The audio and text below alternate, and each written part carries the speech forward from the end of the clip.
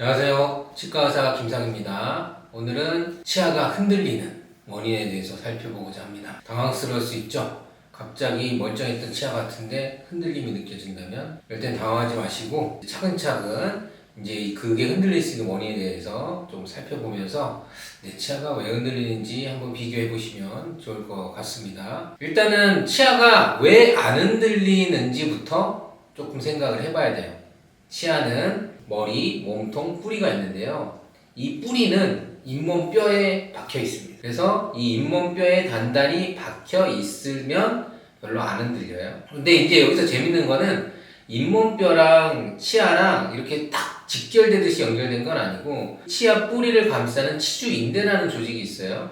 그 인대라는 조직이 하는 역할은 뭐 쉽게 생각하면 쿠션이라고 생각하시면 됩니다. 얇은 막인데 어느 정도의 충격이 있다? 그럼 살짝 이제 좀 충격 흡수를 해줄 수 있는 역할이 이 안에 있다. 이렇게 좀 생각을 하시면 될 것 같아요. 그래서 치아가 흔들리는 원인은 이제 이런 치아와 지지 조직의 구조에서부터 하나하나씩 자세히 살펴보면 되는데요. 첫째는 치아 자체에 문제가 있는 경우입니다. 예를 들어 치아 뿌리가 뭐 녹아가고 있다든지 치아 뿌리가 흡수되고 있다든지 아니면 치아 뿌리가 쪼개지고 있다든지 또는 치아의 몸통 부분이 이제 부서졌거나 뿌리가 이렇게 파절됐거나 그럼으로 인해서 치아가 흔들릴 수 있어요.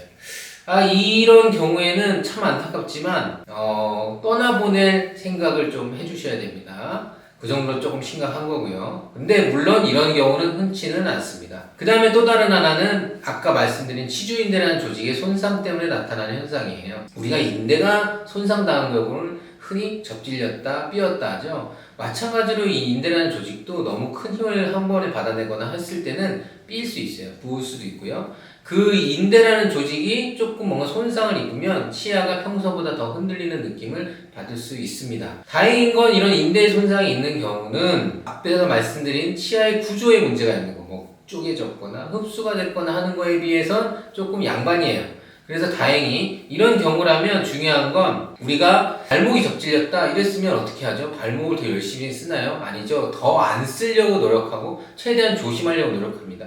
마찬가지로 이렇게 인대에 손상이 있다면 가장 중요한 것은 이 치아에게 휴식을 부여해 주는 거예요. 그래서 너무 딱딱하고 질긴 거 피하고 가급적이면 아예 안 드셔야 되고요. 그 다음 부드러운 음식만 섭취하셔야 되고 그 다음에 너무 찬 거, 뜨거운 이런 자극들 피하시고요.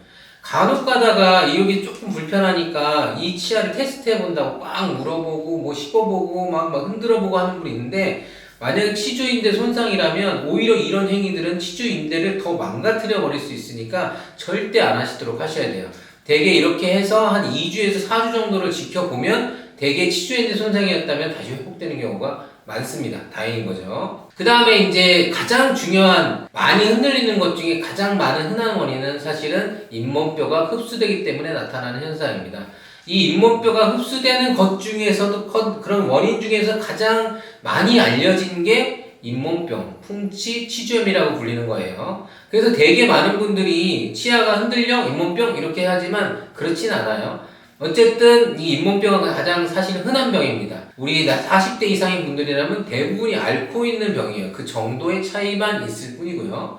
그래서 이제 이런 잇몸뼈들이 뿌리를 강하게 잡아줘야 되는데 그 뼈 자체가 많이 좀 없어지는 거예요.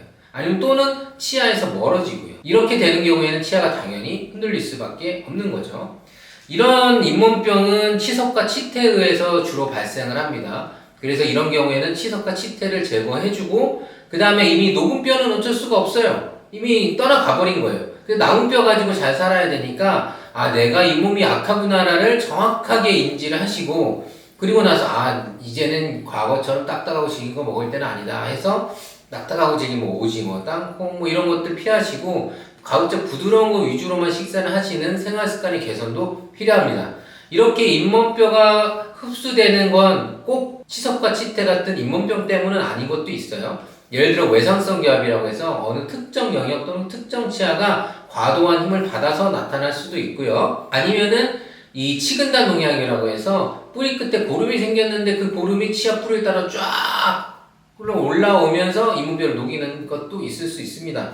그 외상성 기압은 되게 강한 힘에 의해 문제가 생기기 때문에 그 치아가 그 힘을 받지 못하게 또는 분산시킬 수 있도록 하는 교합 조정술을 하거나 아니면 좀 많이 흔들린다면 옆에 치아를 묶어주는 그런 방법도 쓸 수 있고요. 이것만으로도 부족할 것 같다 하면 아예 신경치료를 하고 대놓고 깎아버립니다. 아예 안 닿게 만들어버리거든요. 이런 것도 하나의 방법은 돼요. 그 다음에 이제 치근단 농약에 의해서 이제 잇몸뼈가 소실돼서 치아가 흔들리는 경우가 있는데 이건 정말 최악입니다. 치근단 농약이 치아 뿌리를 따라서 이제 퍼져나가고 스물스물 올라오고 그것 때문에 치아가 흔들린다? 이거는 치근단 농약에서도 거의 말기 수준이에요. 그래서 이 경우에는 안타깝지만 조금 이 치아도 좀 떠나보낼 생각을 좀 식으로 해야 될 거고요. 그 다음에 이제 마지막으로는 치아 구조의 문제, 치주인대의 문제 또는 잇몸뼈의 문제가 없어요. 사실은 크게 문제가 되지 않아요. 근데 흔들림을 느끼는 경우입니다. 이런 경우는 심리적인, 신체적인 어떤 내 몸의 변화에 의해서 나타나는데요. 대개 이제 뭐 과도한 스트레스거나 잦은 음주를 했거나 아니면 잠을 잘 못 잤거나 아니면 감기 몸살에 걸렸거나 아니면 몸이 너무 극심하게 피곤했거나 아니면 또는 어떤 대회를 나가려고 운동을 너무 열심히 했거나 하는 이런 신체적, 정신적 스트레스에 의해서 발생합니다. 그래서 실제로 이 검진을 해보면은 분명히 정상적인 동의도지만 환자분들은 많이 흔들린다고 느끼시는 분들이 있어요. 그래서 이 경우에는 이 내 몸의 건강 상태를 다시 원상태로 복귀하는, 즉 건강하게 만들어주는 게 제일 중요합니다. 그래서 술을 좀 자주 드셨으면 술 좀 한 1, 2주간 피하시고 잠을 잘 못 잤으면 어떻게든 좀 잠을 자려고 노력하시고 뭐 감기 몸살이다 그럼 그걸 빨리 회복할 수 있게 조금 노력을 하시고 하는 식으로 건강 상태를 회복하는 게 우선이에요. 가장 치료 비용이 적게 드는 케이스라고 할 수 있겠습니다. 그래서 오늘 치아가 흔들리는 원인에 대해서 여러 가지를 짚어봤어요. 그래서 결론은 치아가 흔들리는 건 생각보다 뭐 치아 흔들려? 잇몸병? 이런 게 아니라는 거예요. 치아가 흔들리는 거에서는 다양한 원인들이 있고 그 다양한 원인에 맞춰서 치료비가 저렴한 것부터 치료비가 많은 그런 치료 방법이 너무 다양하다는 겁니다.